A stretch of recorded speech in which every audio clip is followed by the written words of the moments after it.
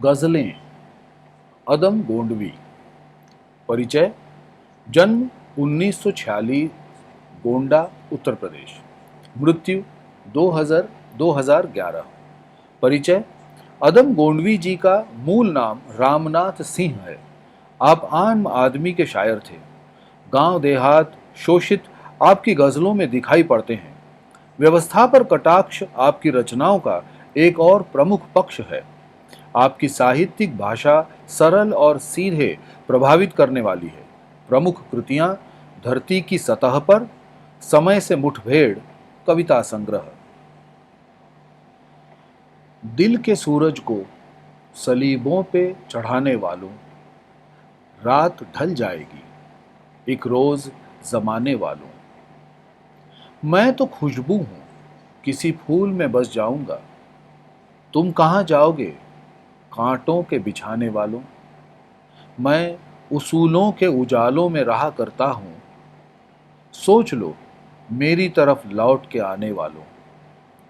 उंगलियां तुम पे उठाएगी ये दुनिया एक दिन, अपने बेदिल से नजर फेर के जाने वालों।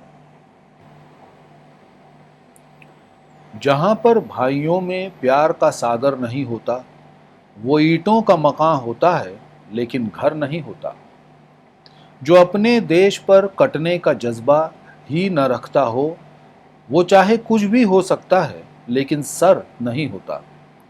जो समझौते की बातें हैं खुले दिल से ही होती हैं। जो हम मिलते हैं उनसे हाथ में खंजर नहीं होता। हकीकत और होती है, नजर कुछ और आता है।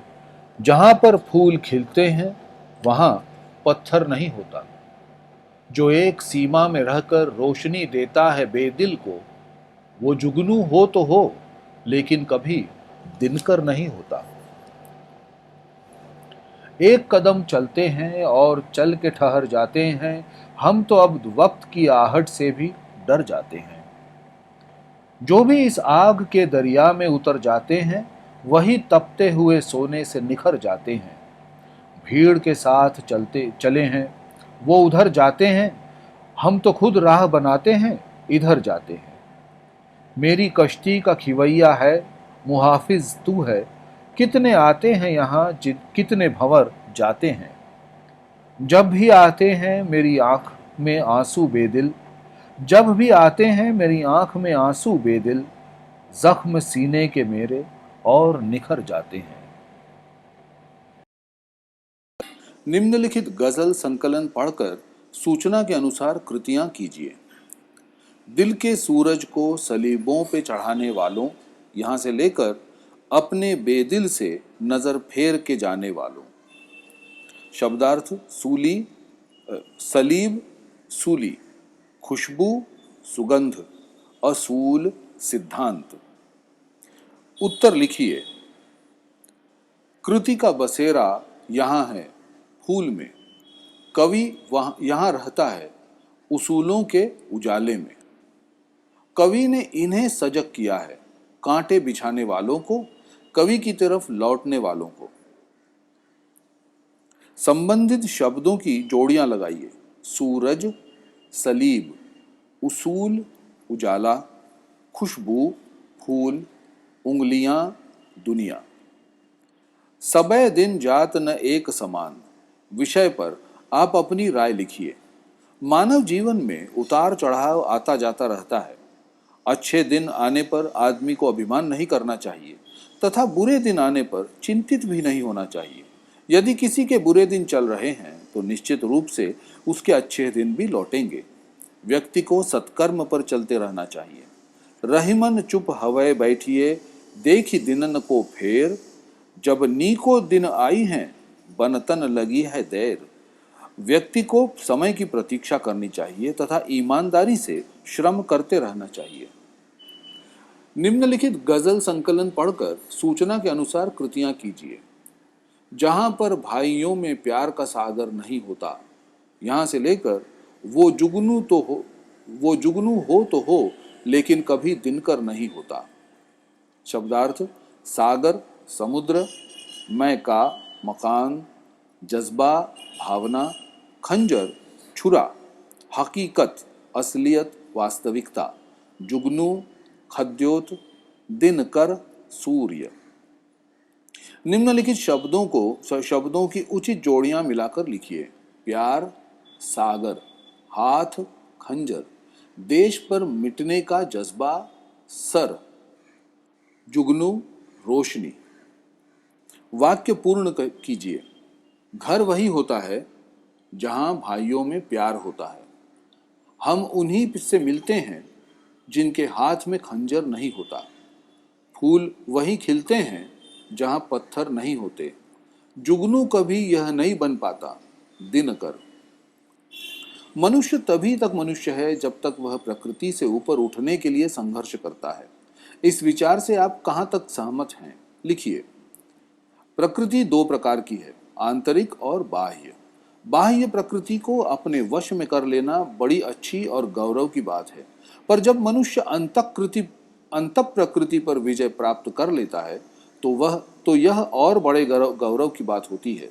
ग्रहों और तारों का नियमन करने वाले नियमों का ज्ञान प्राप्त कर लेना गौरवपूर्ण है, पर मनुष्य जाति की वासनाओं, भावनाओं और इच्छाओं का नियमन करने वाले नियमों का जान लेना उससे अनंत गुना अधिक गौरवपूर्ण है। मैं इस कथन से पूरी तरह सहमत हूं। निम्नलिखित गजल संकलन पढ़कर सूचना के अनुसार कृतियां कीजिए। एक कदम चलते हैं और चल के ठहर जाते हैं, यहां से लेकर जख्म सीने के मेरे और निखर जाते हैं, यहां तक। शब्दार्थ: वक्त, समय। आहट, पैर का खटक। दरिया, नदी। भंवर, जल में बहाव का वह स्थान जहां पानी की धारा एक बिंदु पर चक्कर काटती है। निखरना, स्वच्छ होना। कश्ती, नाव। खिवैया, खेने वाला। मुहाफिज, रक्षक। निम्नलिखित शब्दों की उचित जोड़ियां मिलाकर लिखिए। सोना, निखरना। कश्ती, खिवैया। आंख, आंसू। आग, दरिया। वाक्य पूर्ण कीजिए। हम तो अब वक्त की आहट से भी डर जाते हैं। जो भी इस वक्त की दरिया में उतर जाते हैं, वही तपते हुए सोने से निखर जाते हैं। हमारी कश्ती का खिवैया है, मुहाफिज तू है। भीड़ के साथ चलने वाले लोग उधर जाते हैं। स्वतंत्र भारत का संपूर्ण उत्तरदायित्व विद्यार्थियों के ऊपर है। इस बात से आप कहां तक सहमत हैं? स्वतंत्र भारत का संपूर्ण दायित्व विद्यार्थियों के ही ऊपर है, क्योंकि आज जो विद्यार्थी है वे ही कल स्वतंत्र भारत के नागरिक होंगे। भारत की उन्नति और उसका उत्थान उन्हीं की उन्नति और उत्थान पर निर्भर करता है। अतः विद्यार्थियों को अपने भावी जीवन का निर्माण बड़ी सतर्कता और सावधानी से करना चाहिए। उन्हें प्रत्येक क्षण अपने राष्ट्र, अपने समाज, धर्म और अपनी संस्कृति को अपनी आंखों के सामने रखना चाहिए, ताकि उनके जीवन से राष्ट्र को बल प्राप्त हो सके। जो विद्यार्थी राष्ट्रीय दृष्टिकोण से अपने जीवन को निर्माण नहीं करते, वे राष्ट्र और समाज के लिए भार स्वरूप होते हैं। गजल की अंतिम दो पंक्तियों का भावार्थ लिखिए। गजलकार अदम गोंडवी बेदिल कहते हैं कि जब किसी बात से दुखी होकर मेरी आंखों में आंसू आ जाते हैं, तब मेरे सीने में दबे हुए जख्म फिर से हरे हो जाते हैं। गजलकार के अनुसार उनकी आंखों के आंसू उनके सीने में दबे जख्मों को हरा यानी कि ताजा कर देते हैं। पद्य विश्लेषण: निम्नलिखित मुद्दों के आधार पर पद्य विश्लेषण कीजिए। रचनाकार का नाम अदम गोंडवी। रचना की विधा गजल। पसंदीदा पंक्ति: मेरी कश्ती का खिवैया है, तू मुहाफिज है। कितने आते हैं यहाँ, कितने भंवर जाते हैं। पसंद होने का कारण: इस शेर के माध्यम से गजलकार ने लोगों के सामने यह स्पष्ट किया है कि ईश्वर ही हमारी नाव का खेने वाला है, हमारा रक्षक है। जब तक वह हमारी नाव का खेवनहार है, हमारा रक्षक है, तब तक इस तरह के आने जाने वाले भंवरों की कोई चिंता नहीं है। ऐसे भंवर तो आते जाते रहते हैं, गजलकार यह स्पष्ट करना चाहते हैं कि यदि ईश्वर ना हमारा रक्षक है तो कोई भी आपदा हमारा कुछ नहीं कर सकती। रचना से प्राप्त संदेश। इस गजल से हमें आपसी भाईचारे, देश के लिए सर्वस्व लुटाने तथा एकला चलो का संदेश मिलता है।